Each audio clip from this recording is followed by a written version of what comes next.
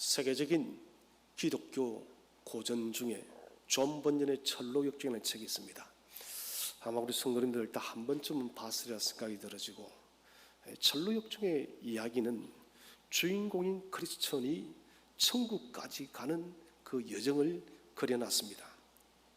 철로역정의 전체 이야기의 지도를 보게 되어지면 크리스천이 천국까지 가는 길은 직선으로 가면 아주 가깝습니다. 참 가까운 길이다 라고 생각을 하고 그 지도를 가만히 들여다보면 직선으로 가는 길 그 옆으로 수많은 갈래길들이 있습니다. 자, 철로역정의 크리스천은 직선으로 그 길을 가지 못하고 수많은 갈래길을 둘러서 종국적으로 천국까지 가게 되어집니다. 우리는 존 번연의 이 철로역정에 나오는 크리스천처럼 매번 인생의 갈래길에 서게 되어집니다. 이 갈림길에 서서 고민을 합니다. 어느 길로 가야 될지. 여러분, 우리는 올해도 선택을 해야 됩니다. 인생의 이 한 해를 걸어가는 길에 있어서 우리는 복 있는 사람의 길을 걸어갈 것인지, 아니면은 복과는 전혀 관계없는 악인의 길을 걸을 것인지를 우리가 생각하고 선택해야 됩니다. 첫 번째 주제로 우리가 생각할 것은 복 있는 사람은 누구인가입니다. 성경이 말하는 복 있는 존재는 대체 뭔가? 오늘 성경을 가만히 보시면 복 있는 사람은 됐습니다. 복의 대상을 하나님께서는 시편에서 사람이라고 정의를 딱 정해놓고 있습니다. 복 있는 존재는 다른 어떤 존재가 아니라 바로 사람이라는 것입니다. 성경이 말씀하는 복의 대상은 바로 사람을 이야기하고 있어요. 그러면은 이 사람은 어떤 사람일까요? 첫 번째는 인생의 고난과 시험을 경험하는 보편적인 사람입니다. 다시 말한다면 복 있는 사람도 병을 앓기도 하고 고통을 겪기도 하고 인생의 시험도 당하기도 한다는 것이에요. 복 있는 사람이지만 사람이기 때문에 인생에 있어서 여러 가지 연약한 것들도 많이 있다는 것입니다.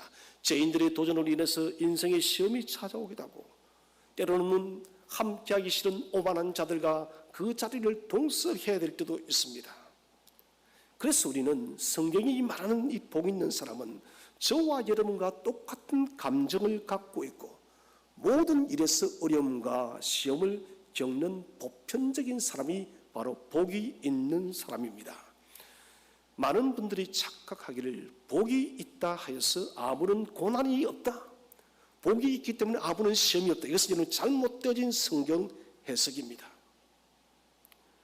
복 있는 사람도 악인들처럼 우리가 고난을 받고 어려움을 겪는다는 것입니다. 그러나 차이가 있습니다. 악인은 고난을 극복해도 궁극적인 열매가 이르면 썬 열매입니다. 그러나 복 있는 사람이 고난을 겪고 시험을 겪고 아픔을 겪고 나면 반드시 하나님의 사람으로 성숙함을 믿으시기를 바랍니다. 궁극적으로 합력하여 선을 이루시는 우리 하나님은 우리가 복이 있는 사람이기 때문에 때로는 시험과 어려움과 고난과 역경과 고통을 당해도 언제나 합력하여 선을 이루시는 분이다. 그래서 고난과 시험과 어려움과 역경에도 불구하고도 복이 있는 사람은 하나님께 기쁨이 되어지고 영광이 된다는 것입니다. 두 번째는 하나님을 경외하는 사람은 모두가 복이 있는 사람입니다. 돈이 많은 사람이 복이 있는 사람이 아니다는 것입니다. 아주 자리가 높은 곳에 있는 그런 사람이 복이 있는 사람이 아니다는 것입니다. 세상은 물질을 많이 소유한 사람, 출세한 사람, 형통한 사람, 뭔가 많은 것들을 가지고 있는 사람이 복이 있다는데 성경은 그런 조건을 말하지 않습니다.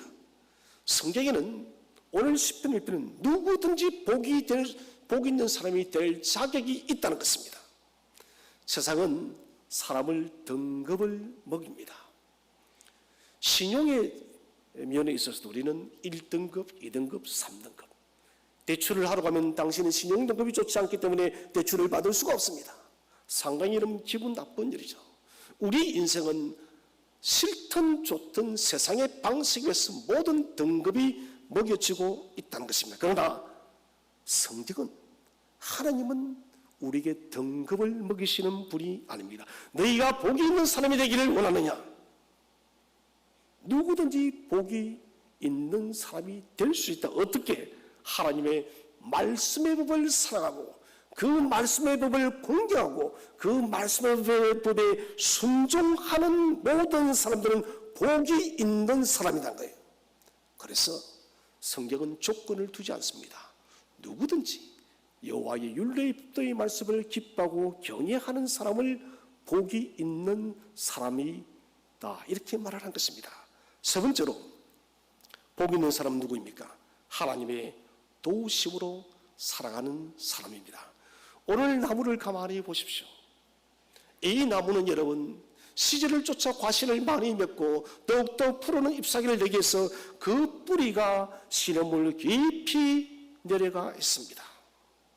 다시 말한다면 이 나무는 시냇물의 물을 받아들이고 있기 때문에 항상 푸르고 많은 열매를 맺는다는 것이에요. 시냇물의 도움 없이는 이 나무는 살아 생존할 수 없다는 것입니다. 마찬가지예요. 복이 있는 사람은 하나님의 은혜만으로, 하나님의 도우심만으로 살아가는 존재라는 것입니다. 하나님께서 그에게를 인정해 주십니다. 그에게를 인정하기 때문에 복이 있는 사람은 힘있고 능력 있는 삶을 살아갈 수가 있다는 것입니다. 오늘 서두에 언급한 존 번연의 철로역정의 그 책의 내용을 보면은 해석자의 집이라는 곳을 들어갑니다. 크리스찬이 해석자의 집으로 들어가는데 뜨거운 불이, 이것은 곧 우리의 마음을 뜨겁게 하는 불입니다. 어떤 누군가가 우리의 마음을 뜨겁게 하는데 사탄이 나타납니다. 사탄이 나타나서 우리의 마음을 뜨겁게 하는 불을 계속해서 끄려고 합니다. 그런데 성령께서 사탄의 입김보다 더 강력한 불을 지속적으로 공급을 해 주시는 것이에요. 그래서 사탄의 끄려고 하는 그 힘의 능력을 성령의 불이 이기게 하는 것이에요. 마찬가지라는 것입니다. 우리가 여러분 하나님의 도우심을 드리기 때문에 삼위일체 되신 하나님께서 성령께서 성령을 우리에게 보내셔서 보혜사 성령이 되셔서 저와 여러분의 매일의 삶 속에 우리의 영성의 불이 꺼지지 않도록 지속적으로 영적 양식을 하나님이 공급하고 있음을 믿으시길 바랍니다. 우리는 이 양식을 공급하기 때문에 마르지 않는 것이에요. 때로는 우리 인생이 바짝 말라서 죽은 것 같아 보이지만 가만히 들여다보니 주의 성령이 끊임없이 우리에게 영적 힘을 펌퍼질하고 있다는 것입니다. 복 있는 사람은 어떤 사람인가? 예수 그리스도로 말미암아서 의로워진 사람을 말하고 있습니다. 자, 오늘 성경에서도 말을 하고 있습니다. 의인들의 길은 여호와께서 인정하시나. 굉장히 여러분 중요한 이야기입니다. 여호와께서 인정하시는 길은 의인들만이에요. 의인이 무엇입니까? 곧 그리스도의 권세와 그리스도의 십자가 보혈의 피의 능력으로 깨끗하게 칭함을 받은 사람들이에요. 우리의 경건, 우리의 노력, 우리의 능력으로는 우리는 결코 의로운 사람이 될 수가 없지만 믿음으로 주 예수 그리스도를 고백하는 그 순간 예수 그리스도의 의가 우리를 덮어주는 것이에요. 예수 그리스도의 의가 우리에게 증가되어졌기 때문에 저와 여러분은 하나님 앞에서 완전히 의롭게 되어진 사람임을 믿으시길 바랍니다. 하나님은 의로운 사람을 기뻐하는 것이에요. 하나님 속에 불의가 공존할 수가 없습니다. 하나님은 의인만 인정한다는 것이에요. 사람의 본성은 죄된 본성입니다. 우리가 예수를 믿게 되어지는 그 순간 하나님은 우리의 인생 속에 찾아와서 우리의 인생을 조율하십니다.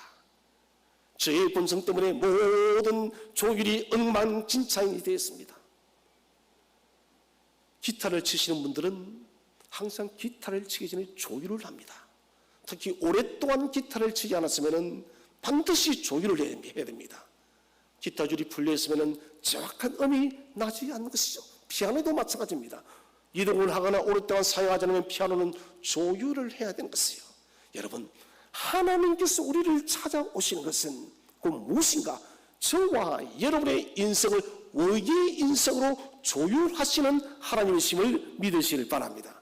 그래서 우리가 여러분 질서 있는 인생이 되어지는 것이에요.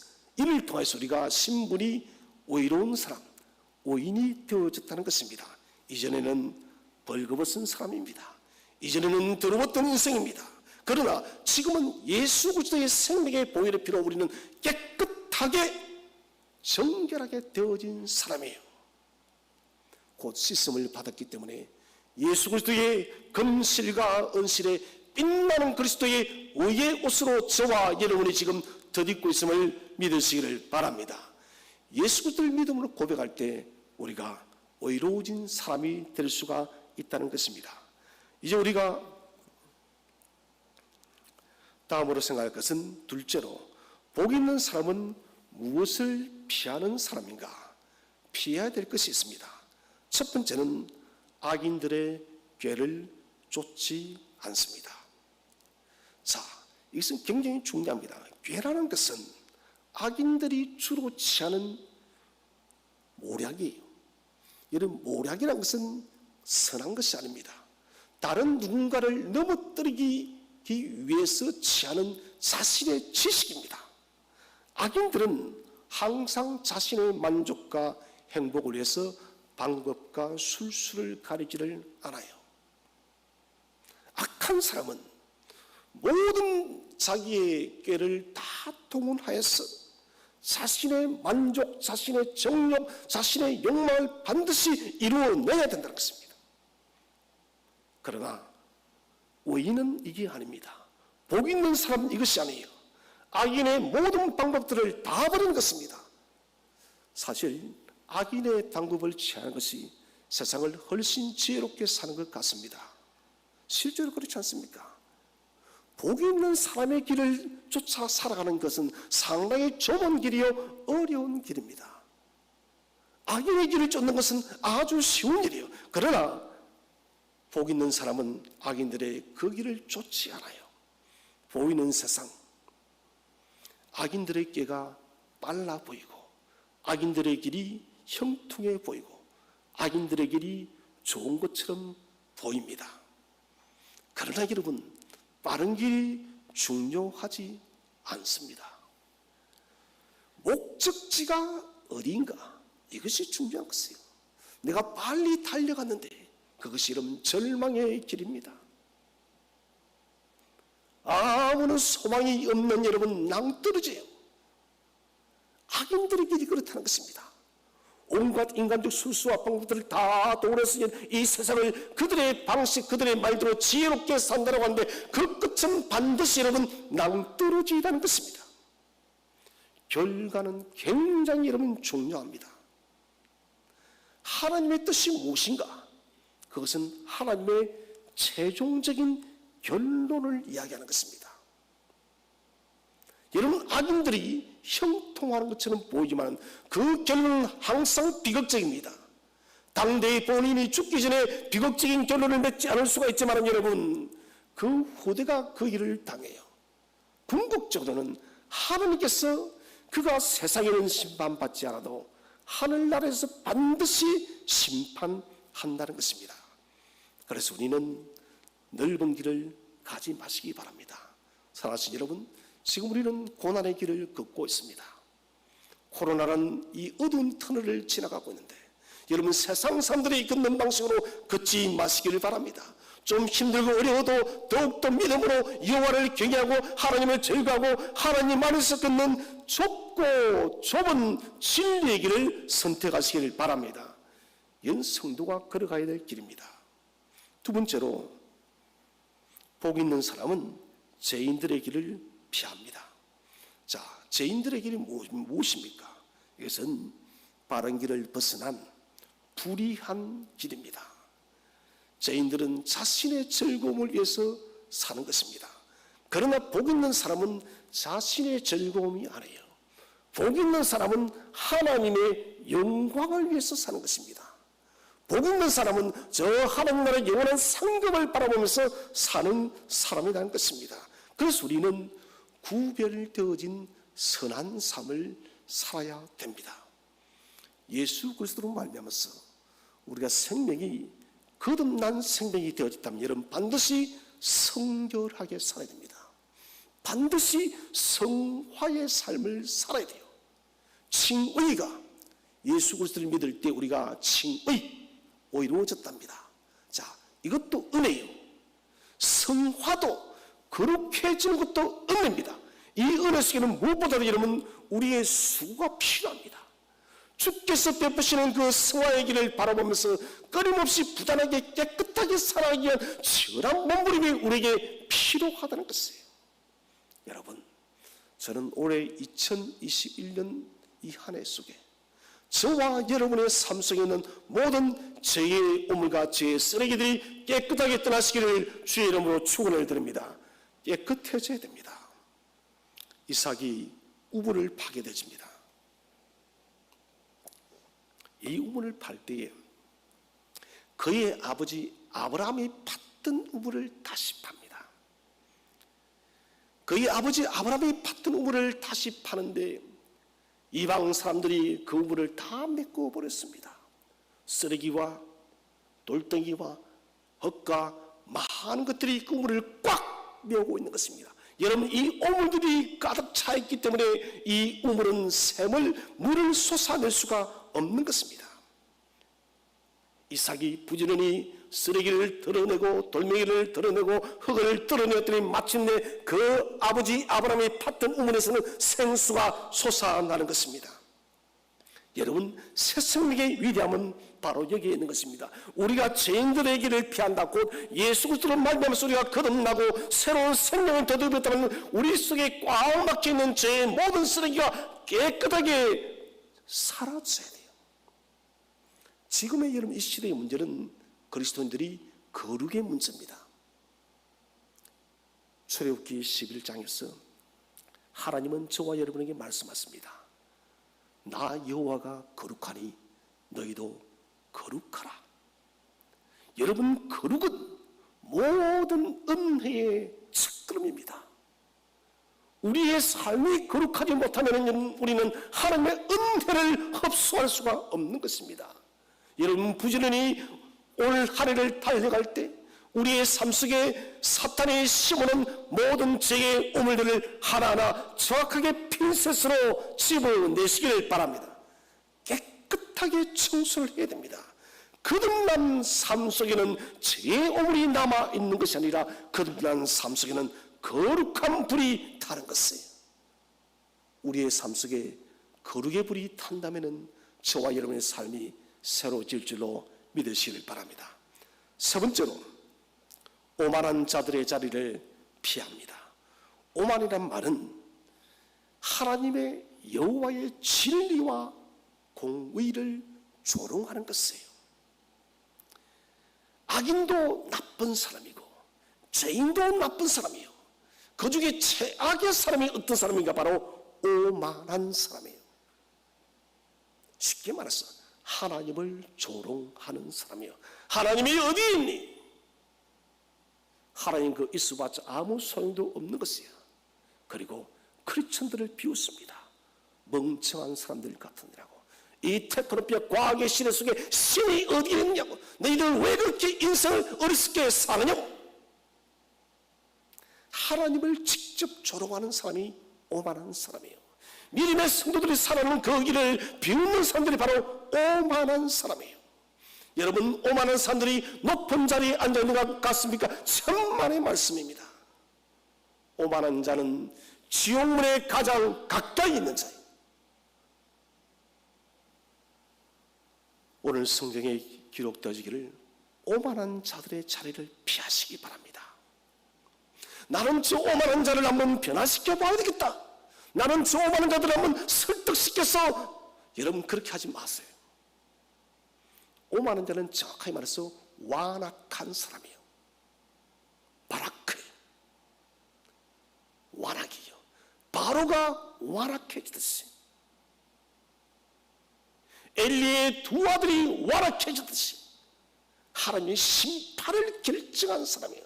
완악한 사람, 오만한 사람들은 거의 회개하지를 않습니다.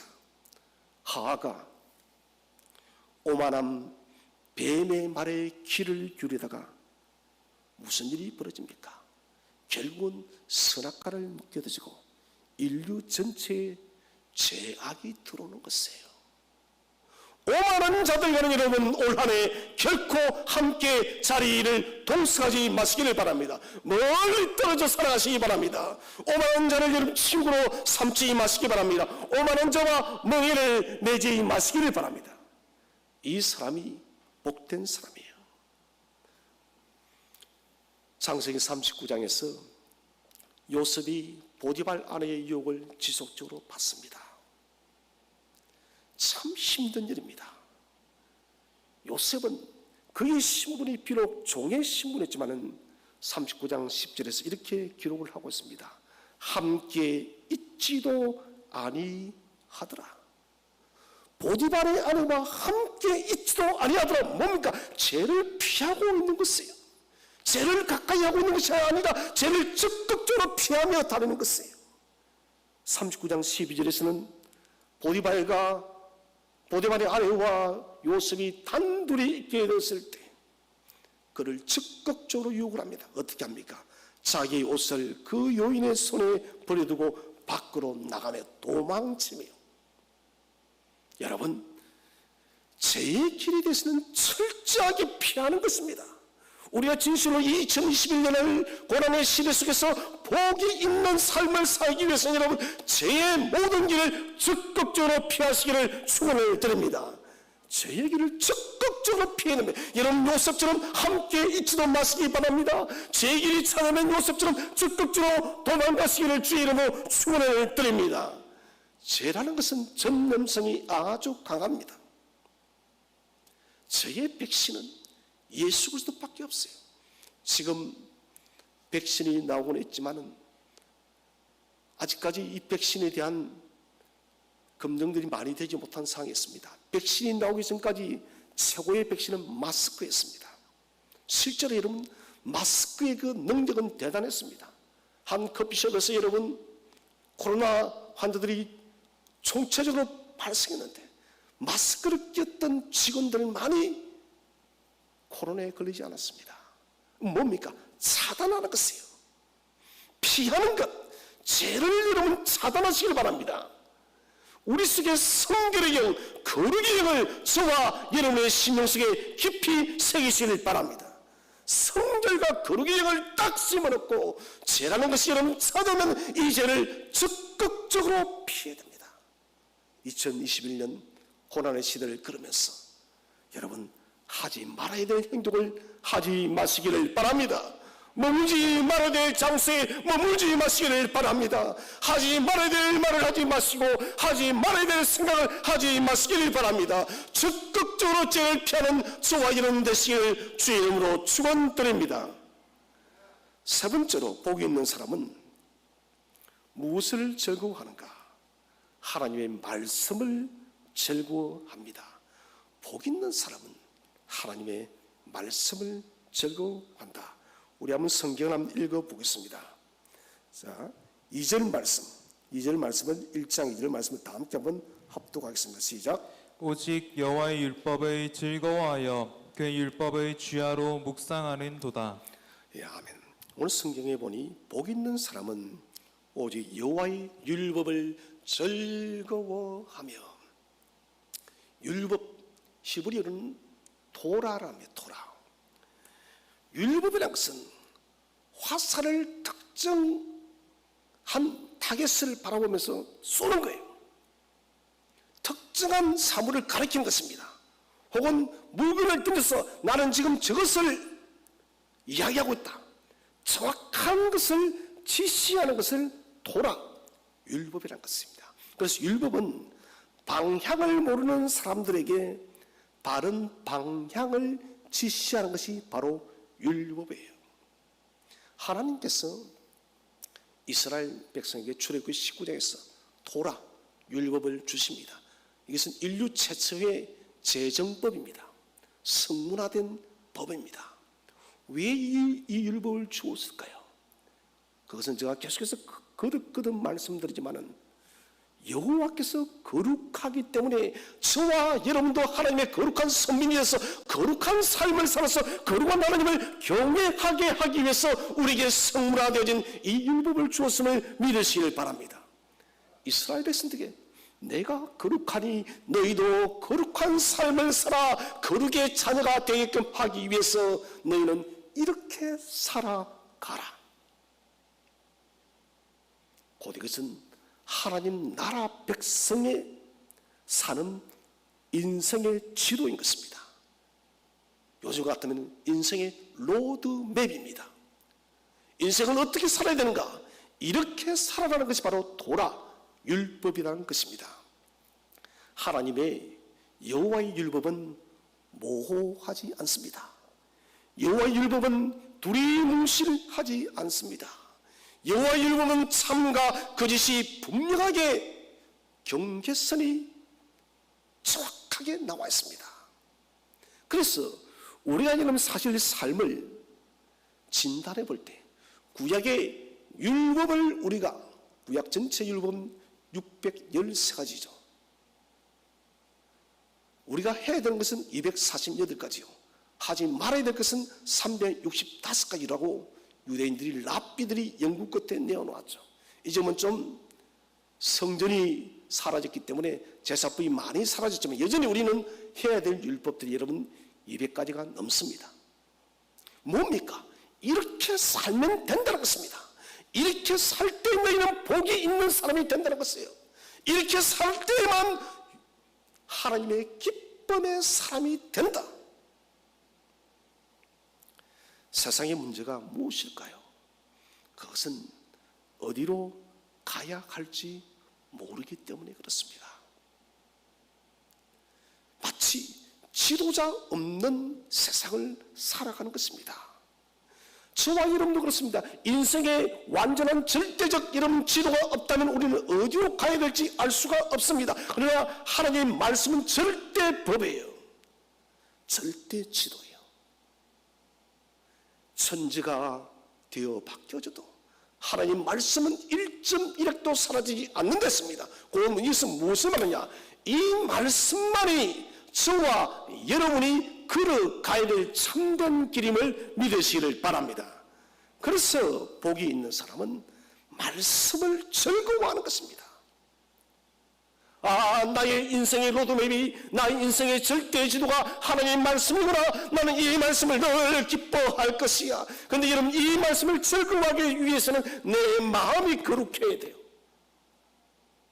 내 마음이 죄로서 오염되어졌으면 이 말씀은 찾아오지 않습니다.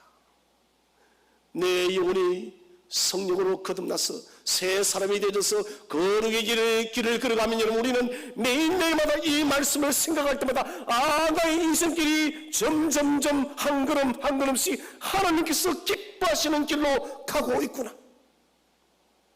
그런 기대의 기쁨 때문에 우리는 매일이 즐겁다는 것입니다. 다윗은 오늘 하나님의 말씀을 즐거워한다. 다윗이 즐거워한 이 율법은 모세의 율법밖에 없습니다. 모세의 이 율법만 가지고도 다윗은 이렇게 즐거워하고 있습니다. 그런데 저와 여러분은 모세의 율법뿐만 아니라 구약의 모든 선지서들, 신약에 완성되어진 66권의 하나님의 말씀을 우리는 소유하고 있습니다. 여러분, 다윗이 모세 율법만으로 이렇게 기뻐하고 있다면 우리는 66권의 완전히 계시는 하나님의 말씀을 소유하고 있기 때문에 여러분, 다윗보다 100배, 1000배, 10,000배 더 즐거워하시길 바랍니다. 정말 그렇게 기뻐해야 됩니다. 무엇을 즐거워하는가? 이 문제는 그 사람의 마음의 중심이 뭐냐? 이것을 우리에게 말씀을 하고 있습니다. 그 사람이 즐거워하는 것은 그 사람의 인생의 중심이 담겨져 있다는 것이에요. 보편적으로 사람들은 돈 때문에 즐거워합니다. 출세 때문에 즐거워합니다.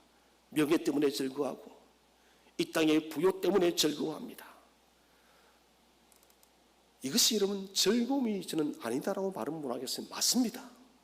그러나 이것은 즐거움의 요소입니다. 다시 말하자면 있어도 되고 없어도 되는 것이에요. 즐거움의 본질은 될 수가 없다는 것입니다. 세상의 모든 것들은 즐거움의 요소인 것이지 즐거움의 본질은 아니다는 것이에요. 우리가 여러분 세상의 이 즐거움의 부분적인 지역적인 것을 우리가 몰두해버리면 즐거움의 본질인 하나님 말씀을 놓쳐버립니다. 특별히 여러분 이 고난의 시대는 우리가 어디로 갈지 알 수가 없어요. 어디로 갈지 몰라요. 우리가 작년에 겪어봤지 않습니까? 코로나의 팬데믹이 찾아오자 전 세계가 여러분 올 스톱이에요. 하늘길이 막혀버리고 뱃길이 바닷길이 막혀버리고 누구나 갈 수 있던 여행도 저는 갈 수 없게 되고 모든 것이 멈춰버리고 혼돈의 도가니 속에 있습니다. 실제로 할 수 없습니다. 세상의 것을 우리의 즐거움의 본질로 삼으면 우리는 갈 길을 찾을 수가 없다는 것은 더더구나 이 고난의 시대 속에서 여러분 시대가 어려우면 어려울수록 더욱더 하나님의 말씀으로 즐거워하시길 바랍니다. 말씀으로 즐거워할 때 하나님은 이 고난의 시대 앞이 보이지 않는 이 시대 속에 저와 여러분에게 생명의 빛을 비출 줄로 믿으시길 바랍니다. 세미하게 주의 음성을 들어야 됩니다. 네 번째로 복 있는 사람은 무슨 일에 몰두하는가? 여호와의 말씀을 주야로 묵상하는 일.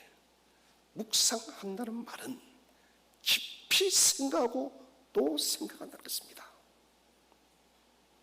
한 번 생각하는 것이 아니라 지속적으로 머릿속에서 가슴속에서 심령으로 깊이 생각한 것을 묵상이라는 말을 씁니다. 오늘 다윗은 말합니다. 복이 있는 사람은 하나님의 이 도라, 이 말씀을 우리는 66권의 이 말씀을 낮과 밤으로 묵상한다. 많은 분들이 이 묵상을 이렇게 비유합니다. 소가 여물을 먹는다. 이것은 성경을 읽는 것에 비유를 합니다. 소는 여러분 천성태생적으로 대세겜질을 합니다. 여물을 먹고 난 뒤에 쉬는 시간은 계속해서 대세겜질해요. 이것을 많은 학자들이 묵상이라고 이야기를 합니다.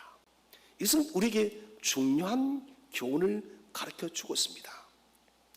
읽은 하나님의 말씀이 내 영혼 속에 적용되어지고 내 삶을 변화시키고 하나님의 말씀의 그 기쁨 속에 충만해지기 위해서는 지속적인 말씀의 대책임질 곧 묵상이 필요하다는 것입니다.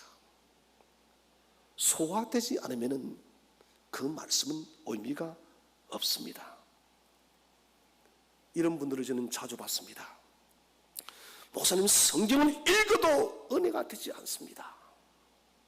또 어떤 분들은 성경을 이렇게 읽었는데도 많이 은혜가 되지 않습니다.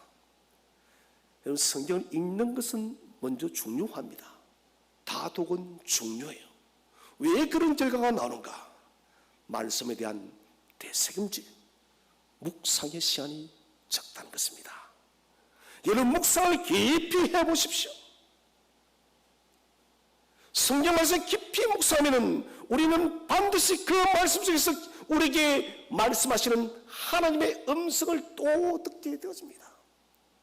설교를 준비할 때도 원고를 다 쓰고 난 뒤에 몇 번 다시 읽고 하는 양리는 다른 데 있는 것이 아닙니다. 묵상하는 시간이에요. 사실 가장 힘든 시간입니다. 이 말씀 속에 계시하시는 하나님의 깊은 음성은 무엇인가? 그 하나를 깨닫게 되질 때는 놀라운 기쁨이 샘솟아납니다. 여러분, 성경 묵상은 우리가 하나님을 향하여서 우리의 삶이, 우리의 영성이 부요해집니다. 말씀을 깊이 한번 묵상해 보십시오. 얼마나 우리의 인생에는 풍요로워지는지, 세상의 풍요로움이 줄 수 없는 하나님의 풍요를 우리가 받아 누릴 수 있다는 것이에요.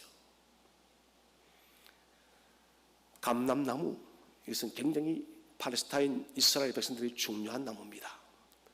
감람나무를 키워서 열매를 따게 되면 기름을 짭니다. 이 기름을 몇 번 짜는지 아십니까? 무려 4번을 짭니다. 첫 번째 무거운 돌로서 기름을 팍 짜요. 이 첫 번째 기름은 성전용으로 드립니다. 그런 더 무거운 돌을 얹어 또 짭니다. 두 번째 기름. 이 두 번째 기름은 식용으로 씁니다. 이제는 버릴 것 같은데 아닙니다. 또 짭니다. 세 번째는 더 큰 돌덩이를 올려서 기름을 또 짜내는 거예요. 이 세 번째 기름은 등잔이나 화장품으로 써요. 기름이 나올 것 같지 않죠? 네 번째 또 짭니다. 네 번째 기름은 무엇을 하느냐? 비누를 만듭니다. 그런데 더 놀라운 것은 찌꺼기도 내버리지 않습니다. 기름을 짠 그 업자에게 반드시 여러분 찌꺼기를 주게 되어 있습니다. 무엇하게? 불쏘시개 쏩니다. 저는 이 감람나무의 원리를 보면서 겟세마네 주님이 그렇게 기도를 하신 것이에요. 감람나무에서 기도를 하셨다는 것은, 감나무에서 기도를 하였다는 것은 올리브 기름을 짜듯이 주님은 진액을 짜는 기도를 했다는 것이에요. 그래서 누가는 말합니다. 주님의 땀방울이 핏방울처럼 변했다고. 이 원리 똑같은 것입니다. 말씀은 여러분 진액을 짜내는 거예요. 한 번 읽고 말하는 것이 아닙니다. 묵상하고 한 번, 두 번, 세 번, 네 번, 아니 평생을 이 말씀을 여러분 묵상하시길 바랍니다. 묵상할 때마다 하나님은 신령한 은혜의 말씀을 매일마다 공부할 줄로 믿으시길 바랍니다. 묵상의 복은 끝이 없습니다. 여러분, 성경을 완벽하게 이해하는 사람 아무도 없어요. 성경은 읽으면 읽을수록 놀라운 계시가 우리에게 쏟아집니다. 왜 그럴까요? 하나님의 은혜의 단물이 끊어지지 않는 풍요의 샘물이기 때문에. 얕은 바다에서 수영을 하는 사람은 깊은 바다에서 수영하는 사람의 그 즐거움을 절대 알 수가 없습니다. 마찬가지예요. 말씀의 그 묵상의 그 깊은 묘미를 우리가 여러분 맛봐야 됩니다. 말씀에 여러분 그만할지 마시기를 바랍니다. 특별히 이 고난의 시대는 말씀 깊이 묵상하시기를 바랍니다. 그래서 저와 여러분에게 은혜롭게 들리고 정말 깊은 하나님의 음성을 듣는 저와 여러분 되시기를 바랍니다. 다섯 번째, 복 있는 사람이 받는 복은 무엇일까요? 우리 한번 성경을 읽어보겠습니다. 3절 말씀. 3절 시작. 그는 시냇가에 심은 나무가 철을 따라 열매를 맺으며 그 잎사귀가 마르지 아니함 같으니 그가 하는 모든 일이 다 형통하리로다. 아멘. 자, 하나님의 이 복 있는 사람, 이 복 있는 사람이 받는 복은 뭔가? 첫 번째는 영원한 생명의 복입니다. 오늘 본문을 보시면은 3절에 그는 시냇가에 심은 나무가 철을 따라 어디에 심겨졌느냐? 시냇가에 심겨졌다는 것입니다. 그래서 이 나무는 수액이 마르지 않습니다. 지속적으로 시냇물에서 그 수액을 흡수하기 때문에 죽은 막대기가 아닙니다. 저와 여러분도 예수 그리스도의 그 생명의 구원의 샘 속에 발을 딛고 있기 때문에 저와 여러분의 인생이 마르지 않을 줄로 믿으시기를 바랍니다. 수액을 흡수합니다. 우리도 매일매일마다 하나님으로부터 이 생명의 물을 마셔야 됩니다. 복 있는 사람은 하나님의 은혜의 수액을 항상 흡수하는 것입니다. 하나님은 우리가 주님 나라 가는 그날까지 이 수액을 멈추지 않는 분입니다. 왜 그런가? 우리의 뿌리가 예수 그리스도와 연합되어져 있기 때문에. 저는 연합이란 말을 아주 좋아합니다. 특별히 그리스도와의 연합. 이것은 밴드 플러스 유니트를 했습니다. 하나가 되어져 있는데 그것을 밴드로서 똘똘 뭉쳐놓은 것을 연합이라는 것입니다. 결코 떨어질 수 없는 관계.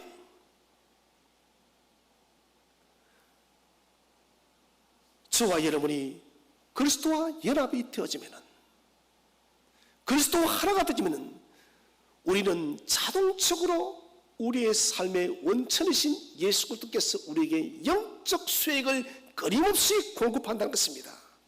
생명의 복은 복의 공급자이신 하나님의 물을 마셔야 되는 것입니다.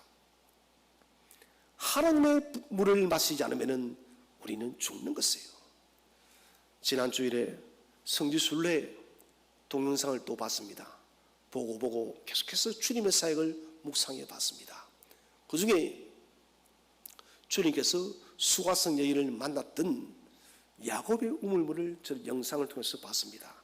보통 성지순례를 가면 그곳은 볼 수가 없답니다. 잘 열어주지도 아니하고 다큐멘터리를 갔기 때문에 방송에서 왔다니까 특별히 그 우물을 보여주던데 깊이가 이런 건 50m예요. 야곱의 우물물이. 지금 물이 있을까요? 없을까요? 예? 없을 것 같아요. 신비하게도 50m를 내리니까 물이 한 바가지 올라와요. 그 다큐멘터리 촬영한 목사님이 직접 물을 마시더라고요. 저는 속으로 나도 저 물 한번 마셔봤으면 좋겠다. 얼마나 시원할까. 주님께서 수가성 여인에게 내가 주는 물을 마시는 자는 영원히 목마르지 아니하니 주여 나도 그 생수를 마시기를 원하나이다. 여러분 올해는 이 생수를 원없이 마시기를 바랍니다. 이 생수를 마시기 위해서는 저와 여러분의 삶의 뿌리가 예수 그리스도와 강건하게 연합되시기를 바랍니다. 예수 그리스도와 연합하게 되어질 때 우리는 생명의 물이 한없이 솟아나는 것이에요.